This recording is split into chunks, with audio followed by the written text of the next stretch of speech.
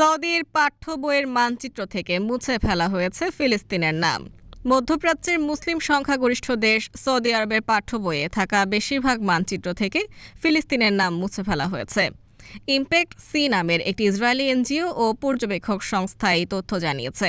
সৌদির পাঠ্য বইগুলোতে গত 5 বছরে কী ধরনের পরিবর্তন আনা হয়েছে সেটি নিয়ে গবেষণা করেছে সংস্থাটি জানিয়েছে তারা 2019 সাল থেকে 2024 সাল পর্যন্ত প্রকাশ হওয়া 371টি পাঠ্য বই পর্যালোচনা করেছে এবং খুঁজে বের করেছে বইগুলো থেকে কি কি বাদ দেওয়া হয়েছে, পরিবর্তন করা হয়েছে এবং কোন বিষয়গুলো রাখা হয়েছে। এই গবেষণায় দেখা গেছে দ্বাদশ শ্রেণীর সামাজিক শিক্ষার একটি বই, যেটিতে ইহুদি রাষ্ট্র প্রতিষ্ঠার আন্দোলন একটি বর্ণবাদ নামের বিষয় ছিল, সেই বইটি 2023 সাল থেকে পড়ানো বন্ধ করে দেওয়া হয়েছে।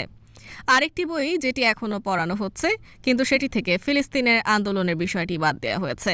গবেষণায় আরও দেখা গেছে পঞ্চম ও নবম শ্রেণীর সামাজিক শিক্ষা বইয়ে থাকা মানচিত্রে ইসরায়েল ও ফিলিস্তিনি কারোই নাম নেই, অথচ 2022 সালে এই দুই শ্রেণীর বইয়ের মানচিত্রে শুধুমাত্র ফিলিস্তিনের নাম রাখা হয়েছিল, কিন্তু পরবর্তীতে ফিলিস্তিনের নামও মুছে দেওয়া হয়েছে। সংস্থাটির প্রতিবেদনে বলা হয়েছে, সৌদির সঙ্গে সীমান্ত নেই যেসব দেশের বেশিরভাগ মানচিত্র থেকে সেসব দেশের নাম মুছে দেওয়া হয়েছে, যার মধ্যে ফিলিস্তিনও রয়েছে। কিছু কিছু জায়গায় সব দেশের নাম মুছে দেওয়া হয়েছে। এছাড়া দশম ও দ্বাদশ শ্রেণীর ইসলাম শিক্ষা ও ভূগোল বইয়ের মানচিত্রে যে প্রাচীন ফিলিস্তিনের মানচিত্র ছিল সেটিও মুছে ফেলা হয়েছে।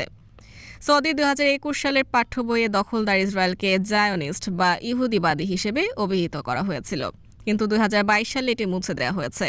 এমনকি ফিলিস্তিনের প্রতি সৌদি এবং আরব বিশ্বের সমর্থন বিষয়ক একটি বই 2023 সালে পুরোপুরি বাদ দেওয়া হয়। সংস্থাটি আরও জানিয়েছে, হাই স্কুলের সামাজিক শিক্ষার একটি বইয়ে আগে ইসরায়েলকে ইহুদিবাদী শত্রু হিসেবে অভিহিত করা হতো, কিন্তু এটি পরিবর্তন করে ইসরায়েলি দখলদার সেনাবাহিনী করা হয়েছে।